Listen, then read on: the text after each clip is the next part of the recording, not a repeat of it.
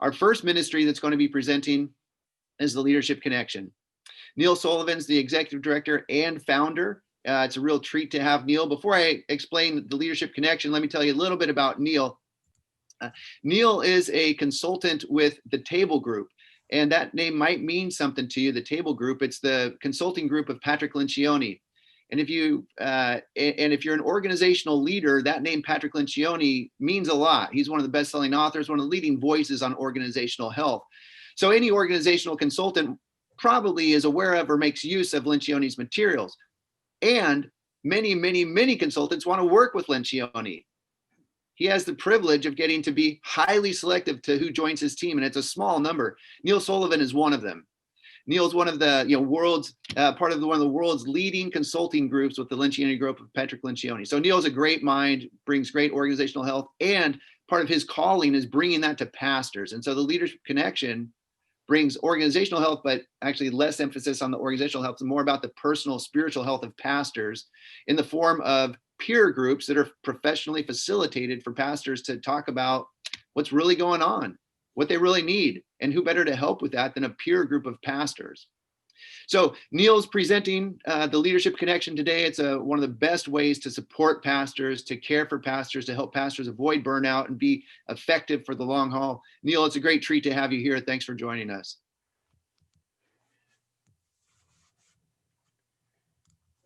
Ryan, thanks so much for inviting me. We go way back. I am just thrilled to be even considered a potential partner with Barnabas Group and what we want to do in Sacramento. So the opportunity to share this with you is just profound for me. So what I want to do today is tell you first our big question. That is, how do we make Sacramento home to the healthiest pastors and churches by launching at least 5 of these peer groups, these Leadership Connection groups? Probably one of the first questions come to your mind is, what is a Leadership Connection group? So let me give you a little part of the journey of a pastor. When I was first thinking about this, I was in my church. I was looking down over hundreds of people, looking at my pastor, thinking, I know all these people go down to him with their issues, with their questions, with their needs. I wonder where he goes. And I had no real good answer. And I asked a couple other people, there was no real good answers. So we started on this journey. So what I'd like you to do just for a moment on a piece of paper, we're not going to collect these or anything, just answer a couple questions. Write down a name of a pastor you know personally, maybe your own pastor, or maybe a couple other pastors, okay? Just take a moment, write down the name of that pastor. Then write down the name of maybe the most famous pastor you know of that's currently pastoring, if you will. What's that name, okay? And if you also happen to know a nonprofit executive leader, executive director, write that name down too. So just scribble a couple names on there. And I want to share what they all have in common. Every pastor you've ever met has the same journey, right? Let me tell you a little bit about a pastor's world, what pastors need. Pastors need a safe place. They need a safe place where they can do life and ministry in authentic ways, okay? They also need real friendships where they can just be themselves with somebody that gets their world, okay? That's critically important. They need to have real-time solutions to real-time issues. There are amazing pastoral conferences available, but does that conference line up with your specific need on this specific day? So what they really need is, how do I get an answer for the thing I'm dealing with today, personal or professional? And then they need world-class resources, the best things that they can get their hands on as a pastor. It's interesting, when we launch Leadership Connection groups anywhere, we always ask the group of pastors we collect at the beginning, hey, what are some issues that you happen to deal with? And we get a list like this, 30 or 40 topics, right? Time management, balancing priorities, leading people, burnout, delegate, all these things, right? The interesting thing about this list is this didn't come from a group of pastors in Northern California, let's say. It actually came from this group of pastors in Nairobi, Kenya, because this is a universal need within pastors. We could take this list to any country we operate, any city in the US we operate, and it'll be the same thing. And so how do we really help a pastor in this journey? There are some amazing, sometimes stunning stats that they deal with. 75% report being highly or extremely stressed. And certainly when we flipped into the COVID online world and how do we do that, that was a key piece. Obviously, pastors work long hours. 40% report that they have conflicts with people in their church on a monthly basis. Interestingly and stunning, 80% will leave the ministry within 10 years of starting it. And 50% at some point would have went to another job if they could find it. And 40 or 80% feel that their family has been impacted. So these are pretty significant numbers. So how do we enter into that? Well, let me tell you a little bit about how a leadership connection works. First, we have these peer groups. They're monthly peer groups, and they meet and they do three key things in the groups. Number one is we call it a spiritual accountability check-in, but it's really getting after the question, how are you doing in your own relationship with Jesus as a pastor? And pastors are seldom asked that question. They're certainly seldom asked that question in a safe place where they can just be honest and say, hey, it's 10 out of 10, it's on top of the mountain, or the only time I'm praying is when somebody's in my office. And every pastor every pastor on your piece of paper there has been in that hill and valley. So we get after that question a lot of different ways. Then we have an incredibly effective, incredibly efficient issue resolution process. So they come in, they put up on a board anything personal, anything professional they want to process with the group. We've done thousands of these, so everything a pastor ever deals with, I'm sure, been up on those groups or on those boards. And then the group just dives in with them and gives them word and resources and contacts and ideas about it. And then that person that leaves the room with an action plan, 2 or 3 things he or she agrees to do in the next 30 days to move the issue forward and come back and tell the group about it. And just that accountability loop, which is oftentimes rare in ministry, has moved lives and ministry forward by light years. And then the final thing we share into these groups are just world-class resources. And as Brian mentioned, it could be anything from Patrick Lencioni or financial management or sexual integrity, any topic. We try to find the best we can find and put them into these groups. So that's one thing that happens in a TLC group. And they're all led by somebody we train, facilitators we train how to do this process. That facilitator in between the monthly groups flips over and becomes a leadership coach and meets one-on-one with that individual to get a little more granular as to, hey, what's going on? What do you want to accomplish? How can I help you? And then we do oftentimes share these organizational development resources that Brian mentioned to the church itself. And like what we like to say is that we provide organizational development resources to churches through healthy leaders. A couple of details about how this operates. We have trained facilitators and coaches. As I mentioned, there's probably 8 or 10 senior pastors in a group. There's a tiered participation fee based on the size of the church, but nobody is excluded from participation because of money. There's no commitment to participate in a group. We ask that if you get in, you dive in for about a year so you can experience the whole thing.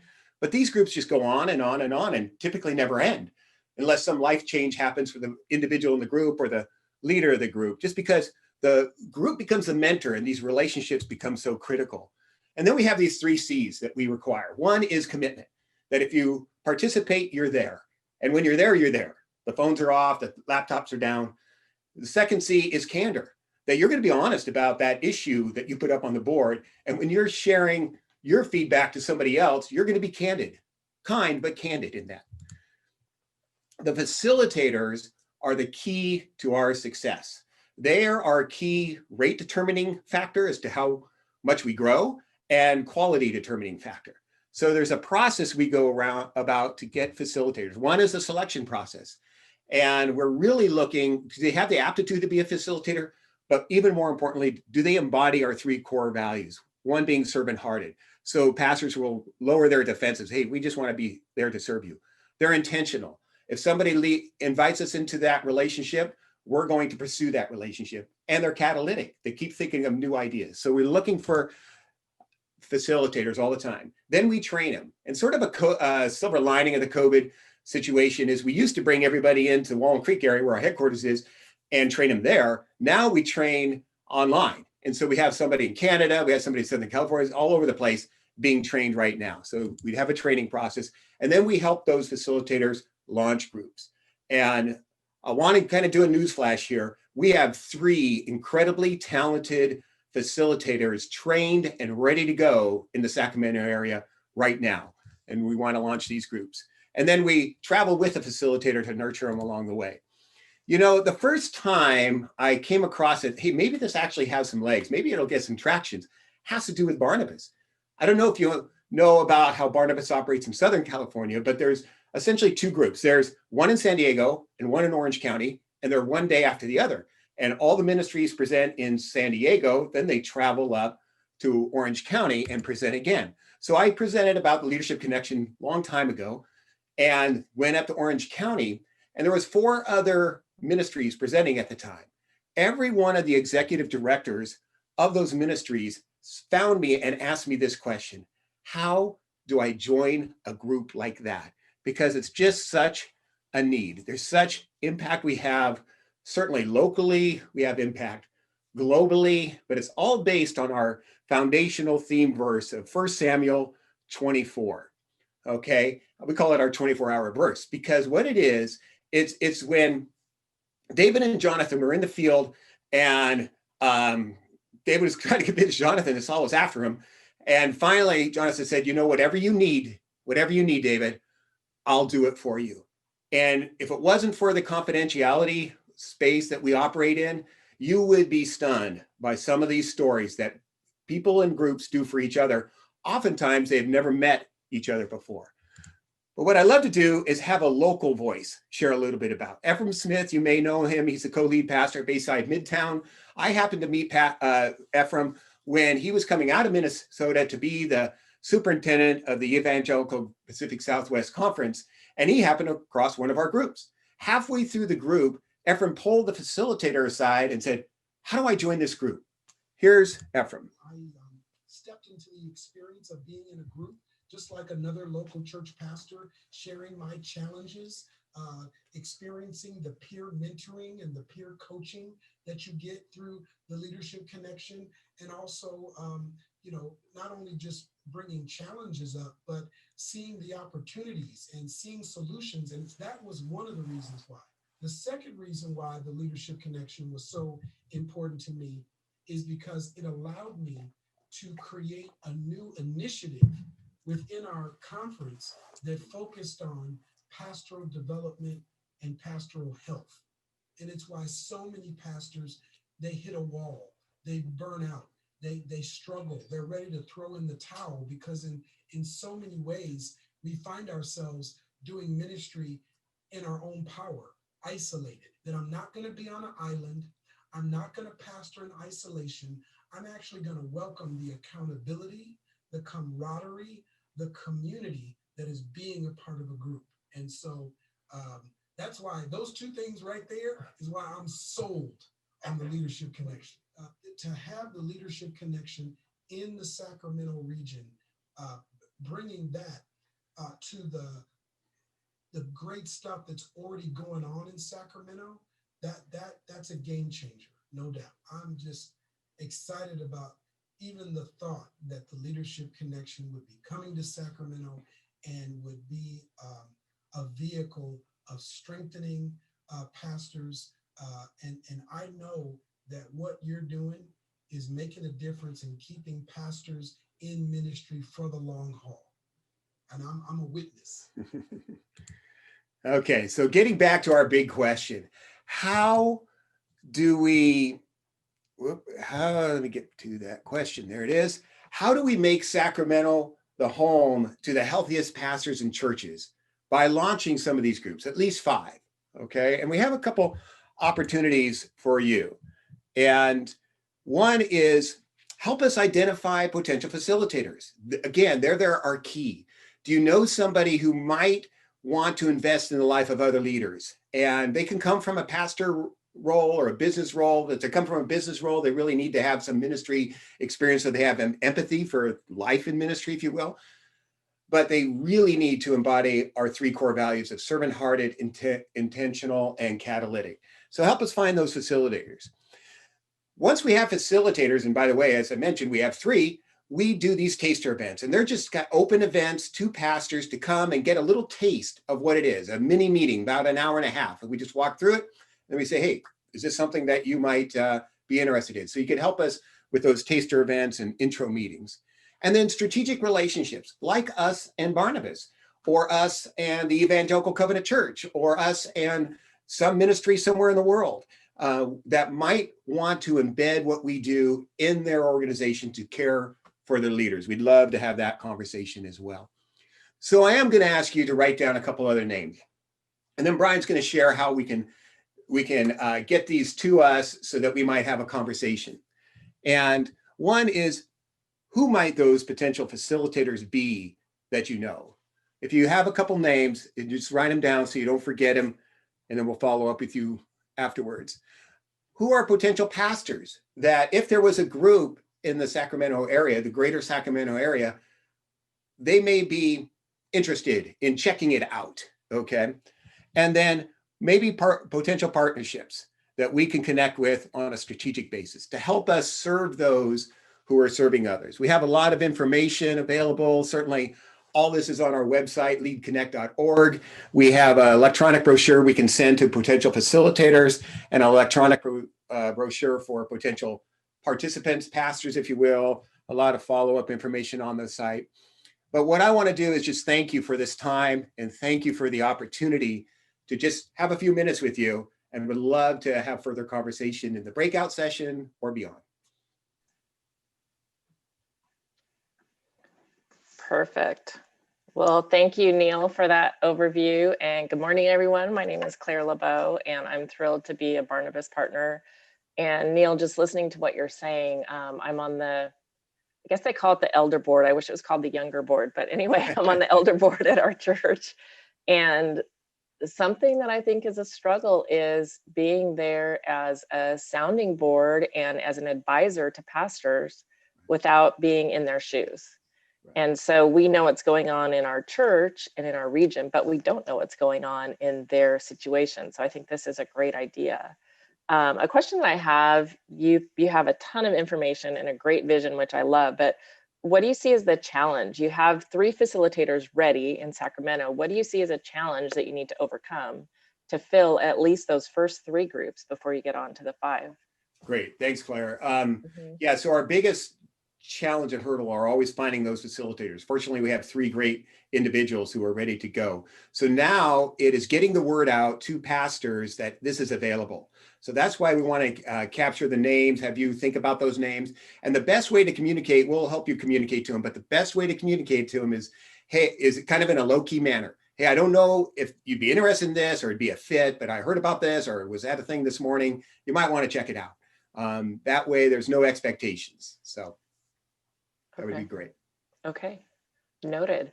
Well, I know that we will end up with a link in the chat, which will be a response form. So if people are interested in participating or supporting you further, or sending you those names that they wrote down, whatever aspect it is, they'll be able to submit that through the response form. And then also we'll have the breakout sessions later. So that would be another option. And look how quick Krista is. There it is.